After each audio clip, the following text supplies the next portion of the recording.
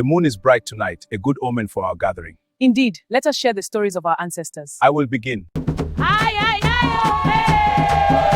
aye, aye,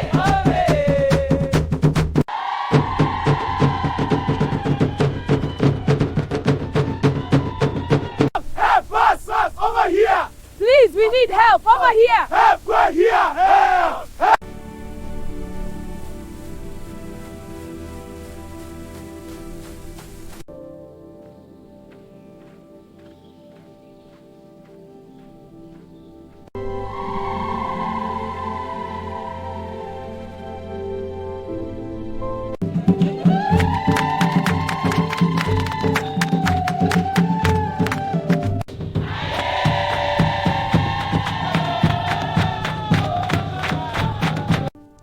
The fire is warm tonight. It is. The stars are so bright. They watch over us.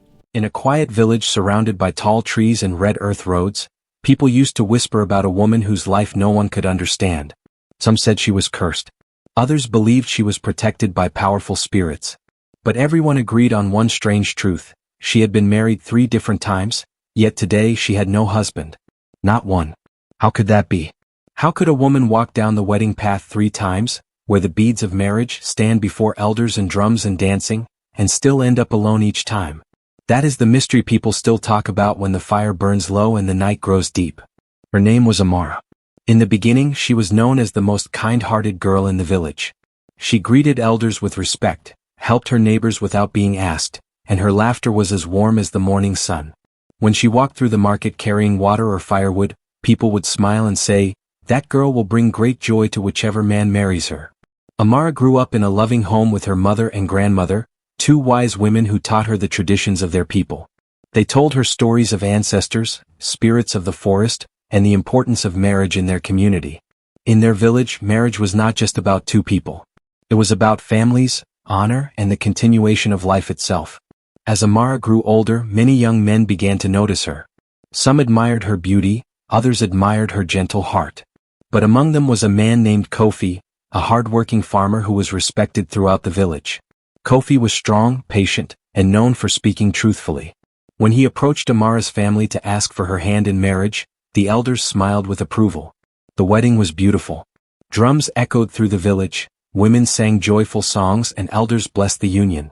Amara wore colorful beads around her neck and wrists, symbols of love and commitment. The entire village celebrated long into the night. People said it was one of the happiest weddings they had ever seen. For a while everything seemed perfect. Amara and Kofi worked together in their small home. She cooked and cared for the household while Kofi farmed the land. In the evenings they sat outside watching the sunset as birds returned to the trees. It looked like the beginning of a long and peaceful life. But one morning something strange happened. Kofi left the house before sunrise, as he often did, to check on his crops. The fields were not far away, and he usually returned before the sun climbed high in the sky. That day, however, he did not come back. At first, Amara thought he had stayed longer at the farm. But as the hours passed, a quiet worry began to grow in her chest. By afternoon, neighbors joined in searching the fields and nearby paths. They called his name through the tall grass and walked along the riverbank. Yet there was no sign of Kofi. Days passed. The villagers searched the forests, the roads, and even the distant farms. But Kofi had disappeared as if the earth itself had swallowed him. People comforted Amara, telling her not to lose hope. But as weeks turned into months, the truth became harder to ignore. Kofi was gone. Some said he must have traveled far away. Others whispered that perhaps spirits had taken him. But no one knew for sure. Eventually, the elders told Amara she could return to her mother's home. Though her heart was heavy, she accepted their decision. She was still young, they said. Life could still begin again. Years later, another man entered her life. His name was Tund, a trader who often visited the village with goods from distant places. He was cheerful, confident, and full of stories about lands beyond the hills. When he learned about Amara's past, he did not judge her. Instead, he treated her with kindness and respect. Slowly, Amara allowed herself to believe that happiness might return to her life. After speaking with the elders and her family, she agreed to marry Tund. Once again the drums played. Once again the village gathered to celebrate. Some people were hesitant, remembering what had happened before, but many hoped Amara had finally found peace. For a while everything seemed normal. Tund traveled often for trade, but he always returned with gifts and stories. Amara waited for him patiently, proud of her husband's work. Then one evening, just like before, something unexpected happened. Tund left the village to visit a nearby town for trading. It was a short journey that usually took only 2 days. But Tund never came back. At first, the villagers thought he had simply been delayed. Traders sometimes stayed longer than planned. But days passed. Then weeks. Just like Kofi, Tund had vanished without a trace. Now the whispers in the village grew louder. 2 husbands, both gone. Some villagers began to fear that something mysterious surrounded Amara. Others defended her, saying she was gentle and innocent.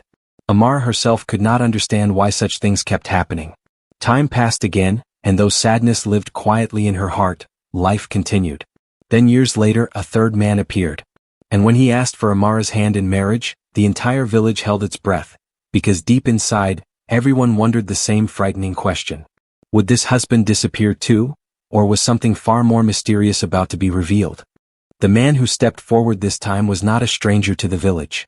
His name was Jabari, a quiet and thoughtful man who had lived there all his life.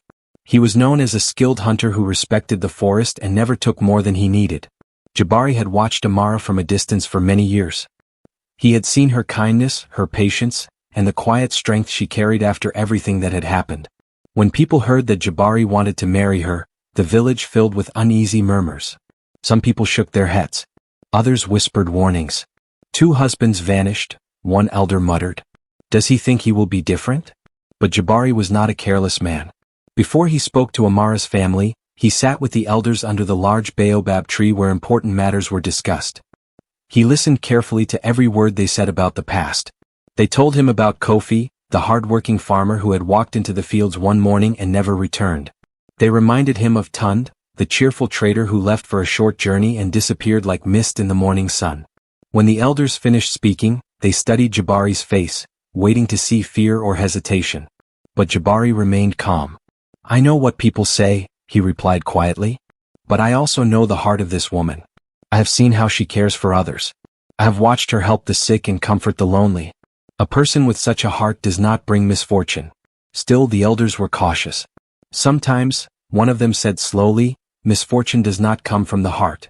Sometimes it follows a person like a shadow. Jabari thought about those words long after the meeting ended. Meanwhile, life for Amara had grown quieter over the years. She spent much of her time helping her mother and grandmother. She worked in the small garden behind their home, fetching water from the river and selling vegetables at the market. Many villagers still treated her kindly, but there were always a few who looked at her with suspicion. Children sometimes repeated things they had heard from adults. That is the woman whose husbands disappear, they whispered when they thought she could not hear. Each time those words reached her ears, Amara felt a small pain in her chest. She had asked herself the same question many times during lonely nights. Why had this happened to her life? Was it simply terrible luck? Or was there something deeper that no one understood? Her grandmother often tried to comfort her. Not everything in this world has a clear answer, the old woman would say softly while sitting near the cooking fire. Sometimes the path of a person is hidden even from the spirits. One evening, as the sky turned orange and purple, Jabari finally approached Amara while she was returning from the river with a clay pot of water balanced carefully on her head. He greeted her respectfully. Amara, he said, may I walk with you? She nodded quietly. They walked side by side along the dusty path, the evening breeze moving gently through the tall grass. For a while neither of them spoke. Then Jabari said something that surprised her. I know the stories people tell about your marriages. Amara stopped walking. For a moment she looked down at the ground. I wish the stories were not true, she replied softly. Jabari studied her face. There was no anger there, no bitterness, only a deep sadness that had grown over time. I do not believe you caused those things, he said. Amara looked up at him, surprised by his words. Many people believe something follows me, she said quietly. Something that takes the men who marry me.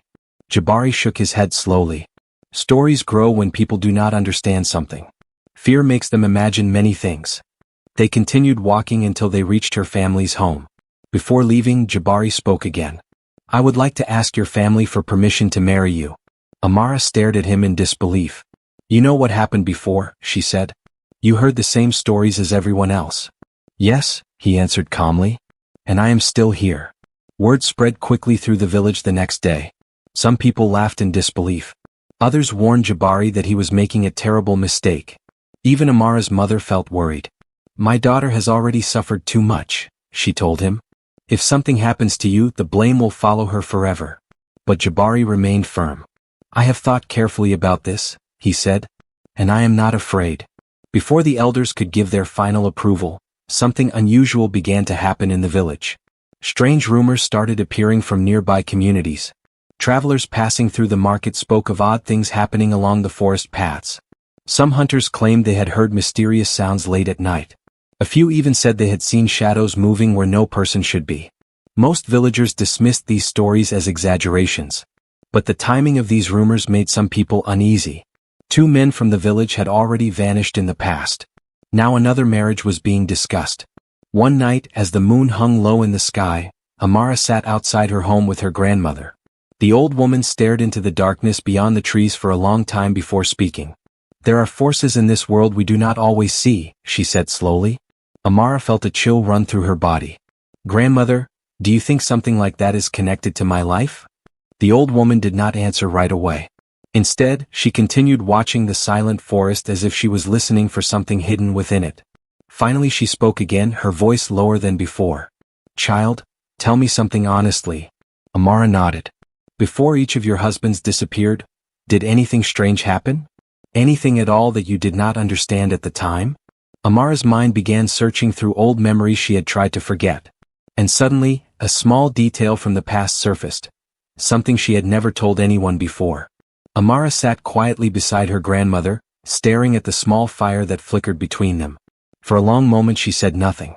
The night around them was calm, but inside her mind old memories had begun to stir, like leaves moving under the wind. "There was something," she finally said. Her grandmother turned slowly toward her. The old woman's eyes were sharp despite her age. "Tell me," she said gently. Amara wrapped her arms around herself as if the air had suddenly grown colder. "The night before Kofi disappeared," she began slowly, "I remember waking up very late. I heard a sound outside our house. It wasn't loud, but it was strange.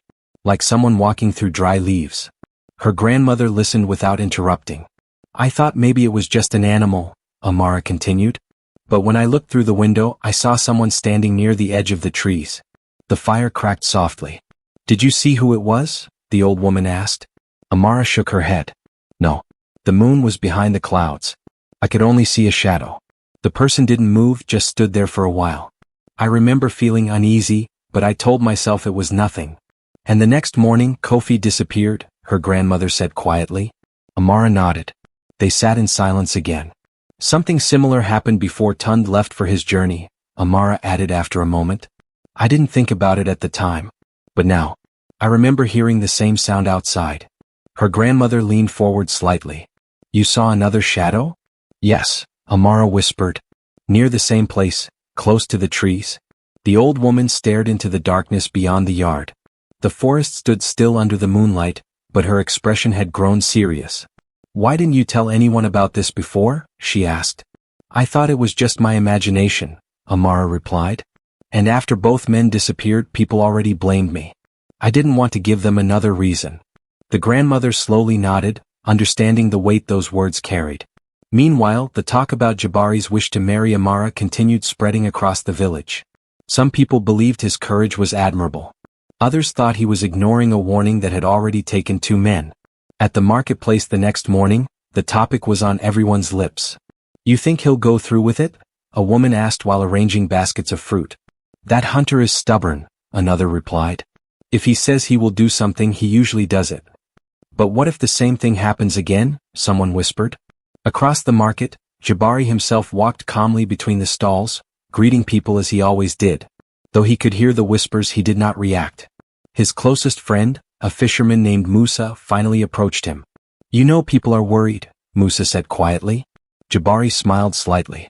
"People worry about many things. This is not a small matter," Musa replied. 2 men are gone. Completely gone. That is not normal." Jabari stopped walking. "I have thought about that many times," he said. "But fear alone cannot explain everything." Musa studied his friend's face. "Do you think someone is responsible?" "I don't know yet," Jabari answered honestly. "But I intend to pay attention to things others may have ignored." Later that afternoon, Jabari visited the elders again. The old men sat beneath the large baobab tree as they often did, discussing village matters. One of them looked at him carefully. "You still wish to marry Amara?" he asked. "Yes," Jabari said. Another elder spoke slowly. "You understand the risk people believe exists." "I understand the stories," Jabari replied. The elders exchanged glances. Finally one of them said, "If this marriage happens, we must be cautious. Whatever mystery surrounds the past cannot be ignored." At the same time, Amara's grandmother began speaking with a few older women in the village who were known for remembering traditions and old tales. One of them, Mama Zuri, had lived longer than almost anyone else there. Her memory held many stories passed down through generations. When she heard about the shadows Amara had seen, she frowned thoughtfully. "Sometimes," Mama Zuri said slowly, "when strange things happen repeatedly, it means someone is watching from a distance." "You believe a person may be involved?" Amara's grandmother asked. "It is possible," the old woman replied. "But it could also be something else, something tied to the land or to the past." The idea only deepened the mystery. Days passed, and preparations for the possible marriage were still uncertain. The elders had not yet given their full blessing, and many people were waiting to see what would happen next. During this time, Jabari began paying closer attention to the area around Amara's home. At night he often walked quietly along the path near the forest, observing the shadows between the trees. Most nights were peaceful. But one evening, as the wind moved gently through the tall grass, Jabari noticed something unusual. Near the same edge of the forest that Amara had described, he saw movement. It was faint, almost easy to miss. Someone, or something, was standing there, partially hidden by the darkness. Jabari did not move. His hunter's instincts kept him still as he watched carefully. The figure remained silent, as if observing the village from a distance. For a moment the clouds shifted, allowing a small piece of moonlight to touch the ground. Just enough for Jabari to realize that the shadow was not simply passing by. It was watching Amara's home. Jabari stayed completely still as he watched the dark figure near the forest. Years of hunting had taught him how to wait without making a sound. Even the smallest movement could scare away an animal, or reveal his presence to someone who did not want to be seen. The wind moved gently through the tall grass, and the leaves of the trees whispered in the night. The shadow remained there, half hidden between the trunks, facing the direction of Amara's home. Jabari's heart began to beat faster, but his mind stayed calm. For a moment he wondered if this was simply a traveler passing by the edge of the village. But something about the way the figure stood did not feel normal. Whoever it was had not moved for several minutes. They were watching. Carefully, Jabari took a slow step forward. The grass beneath his feet barely made a sound. He moved again, quietly closing the distance between himself and the forest. His eyes stayed locked on the shadow. Just as he reached the edge of the path, the clouds shifted again and the moonlight brightened the ground for a brief second. The figure reacted instantly. It turned and slipped deeper into the trees. Jabari quickly followed, but by the time he reached the spot where the person had been standing, the forest was already empty. Only the dark shapes of branches and the soft smell of earth surrounded him. He listened closely. Nothing. No footsteps. No broken branches. Whoever had been there knew how to move silently. Jabari stood there for a long time, thinking. The next morning he went to see Amara and her grandmother. When he told them what he had seen, both women looked at each other with growing concern. "So it was not my imagination," Amara whispered. Her grandmother slowly shook her head. "No. Someone has been coming here." Jabari leaned forward. "The question is why," he said. They talked for a long time, trying to understand what it could mean. Was the same person responsible for the strange events in the past?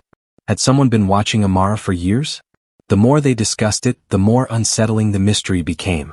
Meanwhile, word began spreading through the village that Jabari had seen a shadow near Amara's home. Soon everyone was talking about it. Some people believed it proved the rumors were true, that something strange followed Amara. Others believed it meant there was a person behind the disappearances all along. The elders decided to take the matter seriously. That evening they gathered several men to quietly watch the forest paths around the village. No one wanted to create panic, but the tension in the air was clear. As the sun set, the sky turned deep orange and the village slowly settled into night. Fires burned in front of homes and people finished their evening meals. Amara sat outside again with her grandmother, but this time the silence between them felt heavier. "Do you think Jabari is in danger?" she asked softly. Her grandmother sighed. "I do not know, child. But mysteries do not stay hidden forever. Eventually the truth shows itself. Across the village, Jabari prepared for another long night. He carried only a small lantern and his hunting spear. He did not want to draw attention. Musa joined him near the path. "You are really going back there?" his friend asked.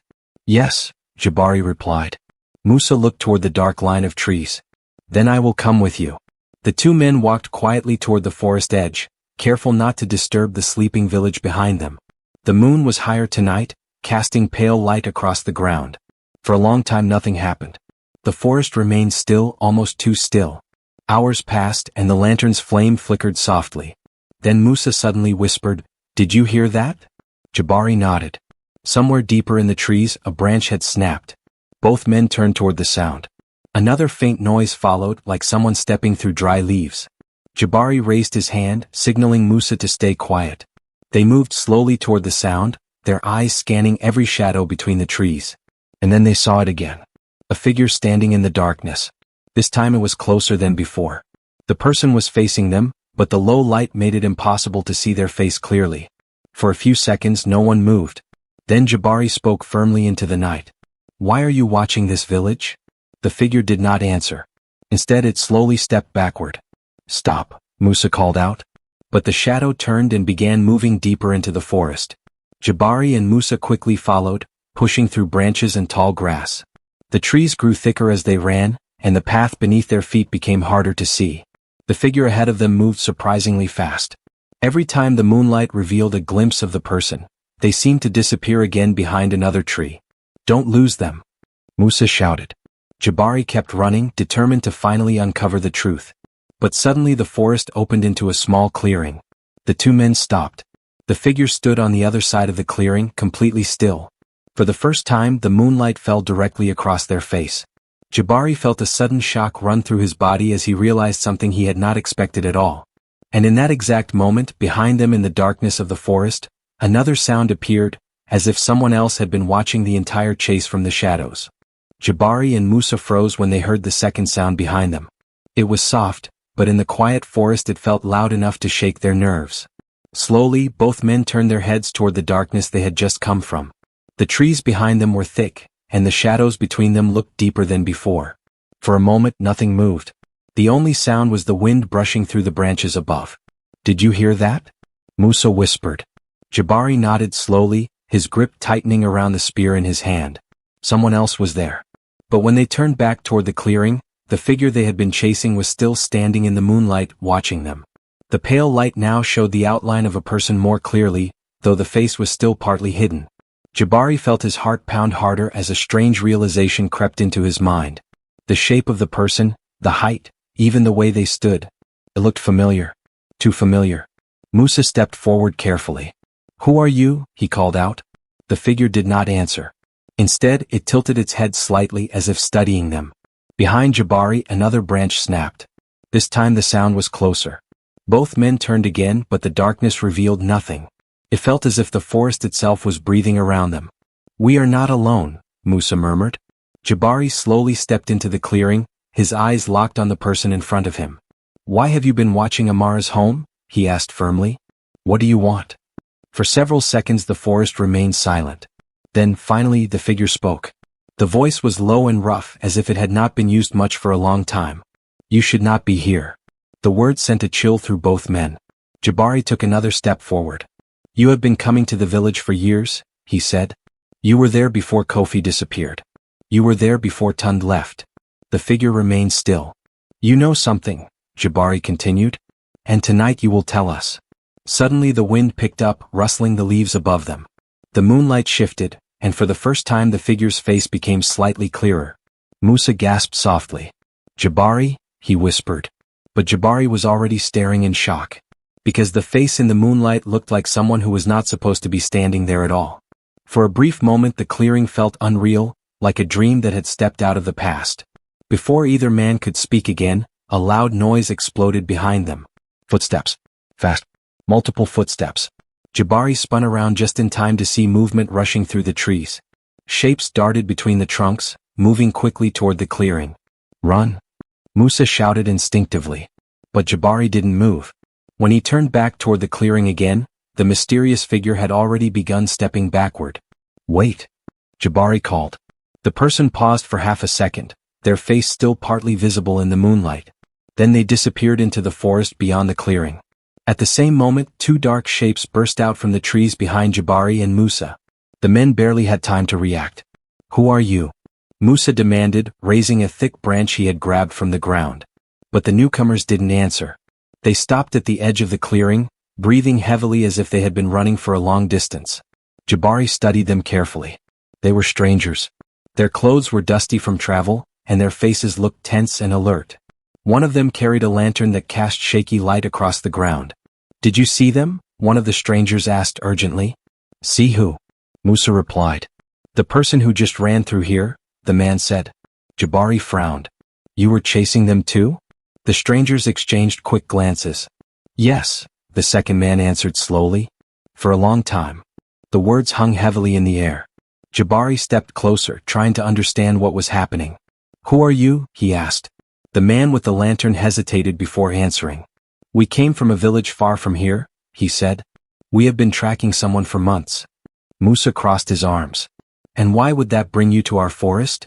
The two strangers looked uneasy now, as if deciding how much to reveal. Finally the first man spoke again. "Because the person we are searching for has been connected to several disappearances." Jabari felt a wave of tension move through him.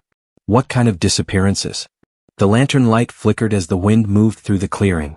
The man's voice dropped lower. "Men who vanish after marriage." Musa's eyes widened. Jabari felt the ground beneath his feet suddenly feel less steady. "How many?" he asked quietly. The stranger swallowed. "More than you would believe." The forest fell silent again. For years the village had believed the mystery surrounded only Amara and the two husbands who vanished. But now a new and far more troubling possibility was standing in front of them. What if those disappearances were not isolated events? What if the same shadow had been moving from place to place, village to village, leaving the same strange story behind? Musa slowly turned toward the dark forest where the figure had vanished. "Then whoever that was," he said, "they may not just be watching Amara." Jabari followed his gaze into the darkness. The clearing now felt colder than before. Because somewhere beyond those trees the person they had just seen was still out there. And if the strangers were telling the truth, the mystery surrounding Amara's marriages was about to become far bigger, and far more dangerous, than anyone in the village had ever imagined. The clearing remained quiet for several seconds after the strangers finished speaking. The lantern light shook slightly in the man's hand, throwing long shadows across the ground. Jabari felt as if the forest itself was waiting for something to happen. "You're saying this has happened in other villages too?" Musa asked slowly. The stranger nodded. "Yes, always the same pattern. A woman marries, and sometime later the husband disappears. No body, no sign of struggle. Just gone." Jabari's mind raced. "And you believe the person we just saw is responsible?" "We believe that person knows the truth," the man replied. Before anyone could say more, another sound drifted through the trees ahead, the faint crunch of footsteps moving away. Whoever had fled the clearing had not gone far. Jabari turned immediately. "They're still close." Without waiting he began moving deeper into the forest. Musa followed along with the two strangers. The group pushed through branches and tall grass, guided only by the weak lantern light and the occasional sound ahead of them. The forest grew thicker as they moved farther from the village. The moonlight struggled to reach the ground now and the air felt cooler. Then suddenly the footsteps stopped. Jabari raised his hand for everyone to halt. In front of them stood a small abandoned hut, half hidden between large trees. Its roof leaned slightly to one side, and vines had begun creeping across its walls. It looked like no one had lived there for years. But the door was slightly open. Jabari's heart pounded. He stepped forward slowly. "Whoever you are," he called firmly, "we know you're inside." For a moment there was no response. Then the door creaked wider. A person stepped out. The lantern light finally fell across the face clearly. Musa gasped loudly. Because standing there was a man the village believed had vanished forever. "Kofi," Jabari whispered in disbelief. The farmer who had disappeared years ago stood in front of them. His hair was longer now and his clothes looked worn, but there was no doubt about who he was. One of the strangers stepped closer, staring at him carefully. "So you're alive," the man said. Kofi looked at the group calmly, though his eyes carried the weight of many years. "Yes," he replied quietly. Jabari felt anger rise in his chest. "Do you have any idea what your disappearance did to Amara?" The whole village thought something terrible had happened. Kofi looked down for a moment. I know, he said softly. Musa shook his head in confusion. Then why? Why did you disappear? For a few seconds, Kofi said nothing. Then he stepped aside and gestured toward the hut behind him. Because I wasn't the only one. The group exchanged puzzled looks before stepping inside. The hut was dim and simple, but what they saw inside made everyone freeze. Another man sat near a small table. It was Tund, the trader who had vanished after leaving for his journey. Musa stared in shock. This can't be real. Tund stood slowly, looking nervous but unharmed. Jabari's voice was tight. You disappeared too. Everyone thought you were lost. Tund sighed deeply. We didn't disappear, he said. We left. The words echoed through the small hut. Jabari stepped closer. Explain. Kofi rubbed his hands together, clearly uncomfortable. It started after our weddings, he said. Both of us noticed strange things happening around Amara's home. Shadows in the night. Someone watching. The strangers glanced at each other, realizing the pieces were finally coming together. We followed those shadows, Tund continued, and we discovered something that frightened us. What? Musa asked. Kofi looked at the ground again. We believed someone was trying to harm Amara. Jabari frowned. So instead of protecting her, you ran away? No, Kofi replied quickly. We stayed hidden to find out who it was. He looked toward the forest outside the hut. But every time we got close, the person vanished. One of the strangers spoke carefully.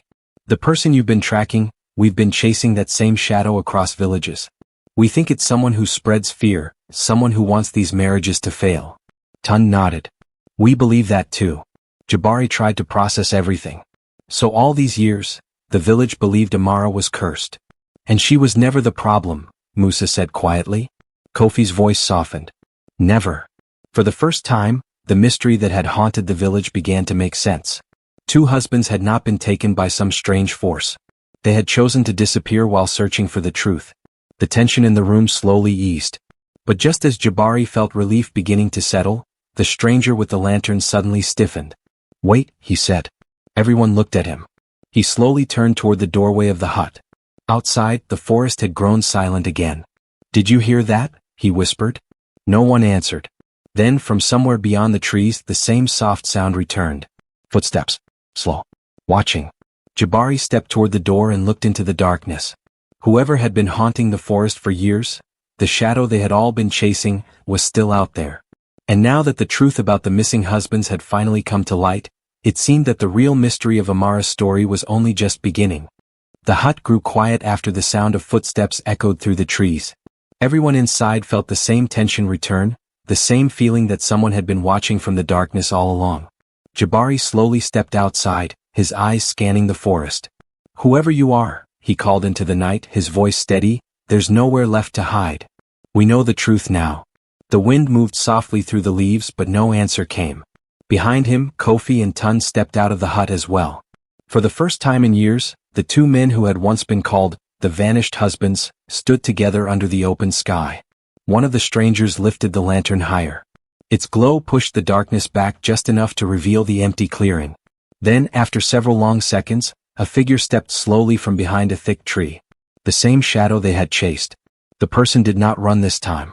Instead, they walked into the lantern light, revealing the face that had been hidden for so long. Everyone stared. It was an older man, his hair gray and his expression tired. His clothes were simple and worn, like someone who had spent years moving from place to place. Jabari frowned. You've been following Amara's life for years. Why? The old man looked at each of them carefully before speaking. You finally caught up, he said quietly. The stranger stepped forward. One of them recognized him immediately. It's you, he said with disbelief. We thought you had disappeared years ago. The old man gave a faint, sad smile. People disappear in many ways, he replied. Jabari crossed his arms. Enough riddles. Tell us the truth. The man sighed deeply and sat on a fallen log nearby. For a moment he simply stared at the ground as if remembering a very long journey. My name is Obesai, he began. Long ago, I traveled from village to village telling stories and studying old traditions. I watched how families lived, how marriages were formed, and how people treated one another. The group listened quietly. But over time, Obesai continued, I noticed something that troubled me. In many villages, women were blamed whenever something went wrong in a marriage, even when they had done nothing. Musa glanced toward Kofi and Tund, realizing what he meant. So you decided to follow Amara? Jabari asked. Obesai nodded slowly. Yes. Years ago I passed through your village and saw the way people spoke about her even before she married. They expected perfection from her, but very few truly understood her life. Kofi spoke up, his voice uneasy. But what does that have to do with our disappearances? Obesai looked at him calmly. I never intended for anyone to disappear. I only watched from a distance. I wanted to see how the village would react when things became difficult. The strangers exchanged puzzled looks. You were testing people? One of them asked. In a way, Obesai replied. Tund frowned. But when we began investigating the shadows around the village, we thought someone was trying to harm Amara. Obesai shook his head. I never harmed anyone. I only observed. Jabari felt frustration rising again. Your watching created fear, he said. Because of those fears, 2 men vanished and an innocent woman carried the blame for years. Obesai lowered his eyes. I know, he said quietly. And that is why I stayed. I needed to see how the story would end. For a moment no one spoke. Then Musa let out a long breath. Well, the ending is simple, he said. The truth returns to the village. Jabari nodded. Yes. Amara deserves to know everything. The group began walking back toward the village together. The night was growing quieter, and the path felt different now that the mystery had finally been uncovered. As they walked, Kofi and Tund spoke honestly about their decisions years ago. They admitted that fear and confusion had pushed them into hiding. They had believed they were protecting Amara by discovering who the shadow was, but in doing so they had left her to face the village's whispers alone. By the time the first light of morning began touching the sky, they reached the edge of the village. Smoke from cooking fires was already rising into the air. People slowly began gathering as word spread that something important had happened during the night. When villagers saw Kofi and Tund walking beside Jabari, many froze in shock. Some covered their mouths. Others stepped forward carefully as if they were seeing ghosts. Amara herself stood near her family's home, unable to believe her eyes. Kofi? She whispered. Tund lowered his head respectfully. We owe you an apology, he said. The entire village listened as the men explained everything. They told the full story, about the shadows they had followed, the fear that had driven them away, and the truth they had finally discovered. When the story ended, silence filled the village square. Then one of the elders stood. For many years, he said slowly, we allowed rumors and fear to shape our judgment. A woman was blamed for things she never caused. Several villagers nodded, looking ashamed. Amara stood quietly, taking in every word. Jabari stepped forward beside her. The mystery is finished, he said. No curse followed her. No spirits took her husbands. Only fear and misunderstanding created that story. The elders agreed. That day the village made an important decision. They welcomed Kofi and Tund back without anger, understanding that their choices had been made in confusion rather than cruelty. But they also offered Amara something more important than apologies. They offered respect. In the days that followed, the whispers slowly disappeared. People who once looked at Amara with suspicion now greeted her with warmth again. And Jabari remained by her side through it all. One evening, as the sun set over the village and painted the sky gold and red, Jabari spoke quietly to her. You have walked through more storms than most people, he said. But you never lost your kindness. Amara smiled gently. Life is strange, she replied. Sometimes the stories people believe are not the truth at all. Jabari nodded. And sometimes the truth only appears when people finally choose to face their fears. The mystery of the woman who had been married 3 times but had no husband slowly became a story told by the elders around evening fires. Not as a tale of curses or dark magic, but as a reminder. A reminder that rumors can wound innocent hearts. A reminder that patience and courage can uncover the truth. And most of all, a reminder that every story has more than one side, but only honesty can reveal the ending.